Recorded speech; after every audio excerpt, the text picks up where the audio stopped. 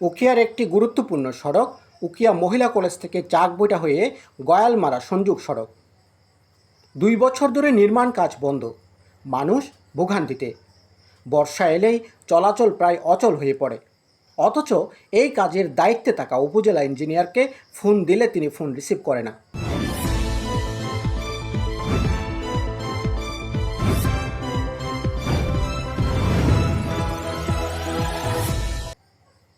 উপজেলা ইঞ্জিনিয়ার উখিয়া, আপনার কাছেই সরাসরি প্রশ্ন। এই সড়কটি এলজিডির তত্ত্বাবধানে নির্মাণাধীন, তাহলে 2 বছর ধরে কাজ বন্ধ কেন? স্থানীয়দের মতে একটি শতবর্ষী গাছ অপসারণ নিয়ে বন বিভাগ ও এলজিডির মধ্যে সমন্বয়হীনতার কারণে এই জট তৈরি হয়েছে। কিন্তু প্রশ্ন হচ্ছে, সমন্বয় করা কি আপনার দায়িত্বের অংশ নয়? গাছ কাটার অনুমতি না থাকলে বিকল্প পরিকল্পনা কোথায়? একটি গাছের কারণে কি একটি গুরুত্বপূর্ণ সড়ক বছরের পর বছর বন্ধ থাকবে? এখন আসি আরও গুরুতর অভিযোগে। ঠিকাদার কাজ শেষ না করে বিল নিয়ে গেছে।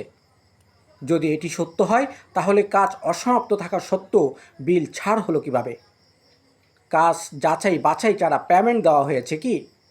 এই অর্থ ছাড়ের দায় কে নেবে? এই রাস্তা দিয়ে প্রতিদিন চলাচল করে শিক্ষার্থী, রোগী এবং সাধারণ মানুষ। বর্ষা এলেই তারা কার্যত বিচ্ছিন্ন হয়ে পড়ে। এই বাস্তবতা কি আপনার অজানা, নাকি জানার পরও নীরবতা? উপজেলা ইঞ্জিনিয়ার মহোদয়, এটি শুধু একটি প্রকল্প নয়, এটি মানুষের জীবনযাত্রার সঙ্গে জড়িত একটি গুরুত্বপূর্ণ অবকাঠামো। 2 বছর ধরে কাজ বন্ধ, মানুষের দুর্ভোগ বাড়ছে, আর আপনি নীরব। এটা কোনোভাবেই গ্রহণযোগ্য নয়। উখিয়ার মানুষ এখন স্পষ্ট উত্তর চায়। এই কাজ কবে শেষ হবে? ঠিকাদার কেন কাজ শেষ না করে চলে গেল? আর যদি বিল নিয়েই থাকে, তাহলে সেই বিল কে অনুমোদন দিল? কারণ একটি বিষয় এখন পরিষ্কার, কাজ শেষ হয়নি, কিন্তু সময় চলে গেছে, আর এই দায় এড়ানোর সুযোগ এখন আর নেই। ধন্যবাদ। আসসালামু আলাইকুম।